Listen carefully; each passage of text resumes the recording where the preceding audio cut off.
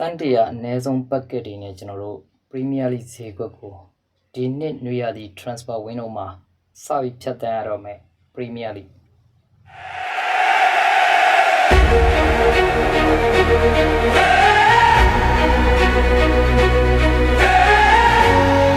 ဒီကိုအားလုံးမင်္ဂလာပါဆိုတော့ကျွန်တော်ဒီနေ့တင်ပြပေးမယ့်ဗီဒီယိုကတော့ဒါကျွန်တော်တို့ Premier League ကဒါ transfer ကြေးတွေနဲ့ပတ်သက်ပြီးတော့ဒါ Premier League ပြီးတော့မဟုတ်ဘူးတော့လေအကုန်လုံးပါမှာပေါ့အကုန်လုံးချုပ်ပြီးတော့မှကျွန်တော်ဒါသုံးသပ်ပြီးတော့မှဖြစ်ပါတယ်ဆိုတော့ကျွန်တော်တို့ Manchester United ကစိတ်ဝင်စားနေတဲ့ဒီ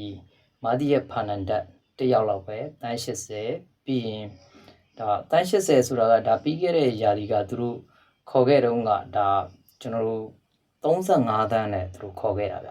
35တန်းနဲ့ခေါ်ခဲ့တဲ့ကစားသမားတစ်ယောက်ကိုအခုတန်း80နဲ့ဒါသူတို့ပြန်ရောင်းထုတ်မယ်ဆိုတော့ကစားသမားကလည်းသူတို့စာချုပ်ပါအတိုင်းဒါဒီယာဒီမှာအကယ်၍တန်းဆင်းသွားရမယ်ဆိုရင်သူထွက်ဖို့အတွက်ဒါစာချုပ်ထဲမှာပါပြီးသားအခုဆိုရင်စာချုပ်ထဲအတိုင်းပဲသူထွက်တော့မယ့်အခြေအနေမှာဒါတန်း80အထိအသင်းကတောင်းတယ်ဆိုတော့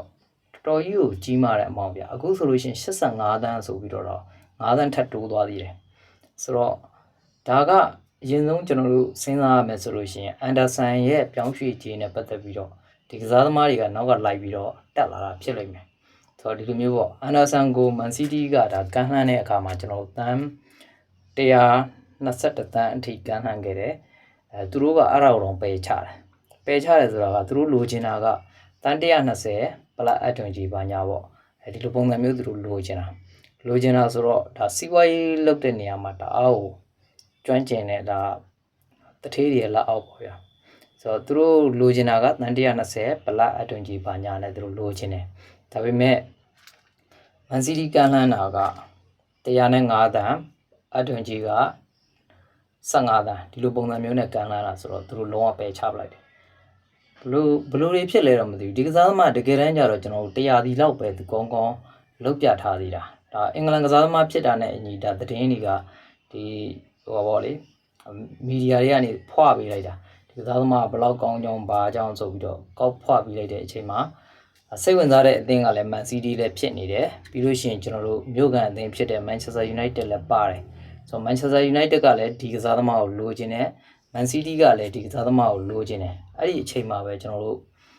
ဈေးတွေကဆွတ်ဟိုက်သွားတော့အခုနောက်ပိုင်းဆိုလို့ရှိရင်ဒါ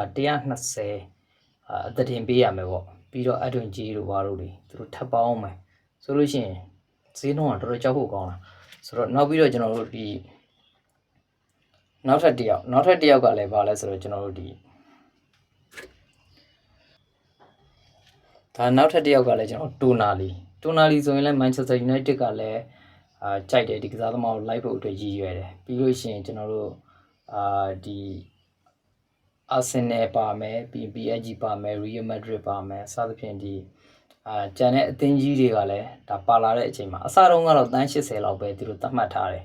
တန်း85တန်း80ဒီလောက်နဲ့သူတို့သတ်မှတ်ထားတယ်ဒါပေမဲ့တကယ်တမ်းကျတော့ဒီတိုနာလီရဲ့ဈေးနှုန်းတွေကိုသူတို့မပြောပြသေးပဲနဲ့ကျွန်တော်တို့ဒီအန်ဒါဆန်ရဲ့ဈေးကအဲ့လိုမြင့်သွားတဲ့အချိန်မှာသူတို့ကစားသမားလည်းဒီလောက်အထိတော့တန်တယ်ဘာညာဆိုပြီးတော့ကောက်မြင့်လိုက်တာဗောလေမြင့်လိုက်တဲ့အချိန်တွေမှာဒီတိုနာလီကလည်းတန်း100ဆိုပြီးတော့ဖြစ်သွားတယ်ဆိုတော့ Man United တို့အတွက်ကြတော့တော်တော်လေးခက်ခဲဖြစ်သွားတယ်တန်း100သူတို့ခေါ်ချင်တယ်ဆိုရင်တော့တန်း100ပဲ signing လုပ်မယ်ဆိုရင်တော့မှကျွန်တော်နောက်ထပ်တစ်ယောက်ကြလို့ရှိရင်ဒါတန်း90နဲ့ဘယ်သူ့ကိုရမလဲဘယ်သူမှမရတော့ဘူးအခုလောလောဆယ်မှာဒါအနည်းဆုံးဆိုရင်တော့မှဒါ Carlo Bleva ကဒါ85တန်းဆိုပြီးတော့သူတို့ပြောထားတယ်ဆိုတော့ Carlo Bleva ကပြီးခဲ့တဲ့နှစ်ကတန်း100ဆိုတော့ဒီနှစ်ကျတော့ဒါသူရဲ့ခြေစွမ်းတွေကျသွားတာနဲ့အညီကျွန်တော်တို့နည်းနည်းလေးဈေးကျသွားတယ်တန်း100ဆိုပြီးတော့တန်း85တန်းဆိုပြီးသူတို့ပြောနေတယ်ဆိုတော့ဒါတော့အတွင်ကြီးတွေပါအောင်မယ်ဆိုတော့ဒီ Premier League ရဲ့ဈေးကွက်ကဘယ်လိုတွေဖြစ်နေမှန်းကျွန်တော်လည်းပြောမတတ်တော့ဘူးဆိုတော့အရင်နှစ်တွေထက်ကိုအရင်နှစ်ကစပြီးတော့ပျက်စီးတာပြောရမယ်ဆိုလို့ရှိရင်ကျွန်တော်တို့ Declan Rice ကိုတန်း115တန်းတို့ဘာလို့ပေးလိုက်တာမျိုးပြင်ကိုက်စီတို့ကို105တန်းပေးလိုက်တာမျိုးဒီလိုမျိုးတွေကနေစပြီးတော့ဖြစ်တာ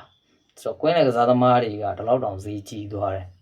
ဆိုတော့အခုနှစ်မှာ Man United ကလည်းဒီကွင်းလယ်ကိုလုံးဝ really fix လုပ်ဖို့အခြေအနေနဲ့ဝါပြီးတော့တိုက်ဆိုင်နေတယ်လို့ကျွန်တော်ပြောရမယ်ဒီနေရာမှာဆိုလို့ရှိရင်ဒါ Ryan ဆိုလို့ရှိရင်ဒါကျွန်တော်တို့ Bayern Munich ကဝယ်ဖို့ချိန်ထားတဲ့ Ryan ဆိုရင်ဒါတန်း130ဗျာစဉ်းစားကြည့်ရောကစားသမားကဒီလောက်ကြီးလည်းမဟုတ်ဘူး130အထိပေးလိုက်ရတယ်ဆိုတော့ဒါတော်တော်ကြီးကိုဈေးတွေကဘာတွေဖြစ်ကုန်မှမသိဘူးဒါကတော့သူတို့နေရာနဲ့သူတို့ဆိုယူရိုပေါ့လေတန်း130ဆိုမှတန်း100ကျော်လောက်ကျွန်တော်တို့ပေါင်းနေကြရင်အဲ့လောက်ပဲဖြစ်မယ်ပေါ့ဆိုတော့နောက်ပြီးတော့ Watan အခုကစားသမားကျွန်တော် Man United ကလည်းချိန်နေတဲ့ဒါကစားသမားလေးပေါ့လေAdam Watan ဆိုရင်လည်းသူ့အသင်းကအခုဆိုရင်တန်း100တောင်းတယ်တန်း100ဖြစ်သွားပြီဆိုတော့ Watan လည်းတန်း100တဲ့ဗျာဆိုတော့ Watan တန်း100ဖြစ်သွားပြီဆိုရင်ကျွန်တော်တို့ဘယ်လိုလုပ်ပြီး United ကလိုက်တော့မှာလဲ Watan Tonali နှစ်ယောက်လုံးကတန်း100လေးကြီးပဲဆိုတော့ Fernandes တယောက်ပဲတန်း85တန်းတန်းရှိတယ်ပြီးရင် Carol Blaverက85တန်းဆိုဒီနှစ်ယောက်ပေါင်းရင်တော့150 160ပေါ့အဲ့နှစ်ယောက်ပေါင်းရင်တော့160ရှိနေပြီဆိုတော့ United က150 project ကဘာမှလုပ်လို့မရတော့ဘူးဆိုတော့ကစားသမားတစ်ယောက်လောက်ပဲရမယ်ဒီပုံစံမျိုးဖြစ်သွားတယ်နောက်ပြီးတော့ကျွန်တော်တို့ Alex Scott ဆိုတဲ့ကစားသမားလေးကိုလည်းကြည်အရင်တော့ကကျွန်တော်တို့ဒါ45တန်း50နဲ့ဒါကျွန်တော်တို့ခန့်မှန်းထားတဲ့ကစားသမားတစ်ယောက်အခုဆိုရင်တောင်းလိုက်တဲ့ကြီးကတန်း80မာဒီဖာနန်ဒက်နဲ့ဈေးအတူတူပဲတန်း80ဆိုပြီးသူတို့ပြောလိုက်ပြီဆိုတော့တန်း80ဆိုတဲ့အနေထားက100နီးပါးဖြစ်နေပြီဗျာဘာထူတော့မှလဲဆိုတော့အကုန်လုံးကနောက်ထပ်ဒါခရဘီညာဆိုလို့ရှိရင်လည်းဒါ Real Madrid ကသူတို့ထုတ်မယ်ဒီကစားသမားဆိုလို့ရှိရင်လည်းဒါအနည်းဆုံးတန်း80ဆိုတော့တန်း80ရဲ့အောက်ကိုကျတဲ့ကစားသမားကတော်တော်ရှားသွားပြီဆိုတော့ဒီနေ့ Premier League ပဲဖြစ်ဒီဘောလုံးလောကရဲ့ပေါ့လေ transfer window မှာကျွန်တော်ကြည့်မယ်ဆိုရင်ကျွန်တော်ဒါအနည်းဆုံးကတန်း80ဖြစ်နေပြီဆိုတော့အဲ့တန်း80ထက်အောက်ကိုလိုချင်တယ်ဆိုလို့ရှိရင်တော့ဒါဘာမှလုပ်လို့မရတဲ့ကစားသမားတွေပဲဖြစ်မယ်ဆိုတော့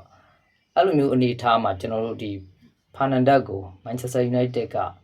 တန်း80ပေးကိုပေးရတော့မှာမပေးလို့မရအောင်ဆိုတော့အဲ့ထက်နှိမ့်ပြီးတော့လည်းပေးလို့မရတော့ဘူးဘာဖြစ်လို့လဲဆိုတော့အားလုံးကတန်း100တွေကြီးပဲဖြစ်နေတယ်အနည်းဆုံးတော့မှတန်း80 85တန်းဖြစ်နေဆိုတော့ဒီလိုအခြေအနေမျိုးမှာကျွန်တော်တို့150ဆိုတဲ့စီမံချက်ကဘာမှလုပ်လို့မရတော့ဘူးလို့ကျွန်တော်ထင်တယ်ဒါပေမဲ့ကံကောင်းစွာနဲ့ပဲ Manchester United ကတော့ Ederson တယောက်တော့ရထားပြီးပြီဒါပေမဲ့45တန်းနဲ့ပေါ့ဆိုတော့ထားပါတော့30ကျော်ပေါ့ဗျာ40ထားပါတော့အဲ့လောက်နဲ့ပဲ Manchester United ကရထားတယ်ဒါပေမဲ့တခြားကစားသမားတွေကိုထပ်ခေါ်ဖို့အတွက်ဆိုရင်တော့ဒီ Alex Scott လိုကစားသမားမျိုးတောင်တန်း80 Believer 85တန်းအနည်းဆုံးပဲ Believer ကဈေးအနည်းဆုံးပဲဆိုတော့ကျန်တဲ့ကစားသမားတွေကြိုက်တဲ့လူကိုခေါ်အနည်းဆုံးကတန်း80ဖြစ်နေတယ်ဆိုတော့ဒီနှစ်ရာသီမှာဘယ်လိုတွေဆက်သွားကြမလဲဆိုတော့စောင့်ကြည့်ရောလွယ်ပြီးကျွန်တော်ဘာမှပြောလို့မရတော့ဆိုတော့ညီကိုတော့ဘယ်လိုထင်လဲညီကိုတို့ရဲ့အမြင်လေးကိုလည်း comment ပေါ်မှာဝင်ရေးပေးပါအောင်အားလုံးကျေးဇူးတင်ပါတယ်နောက်ထပ်ဗီဒီယိုမှာကျွန်တော်ပြန်ဆုံကြမယ်ဗျ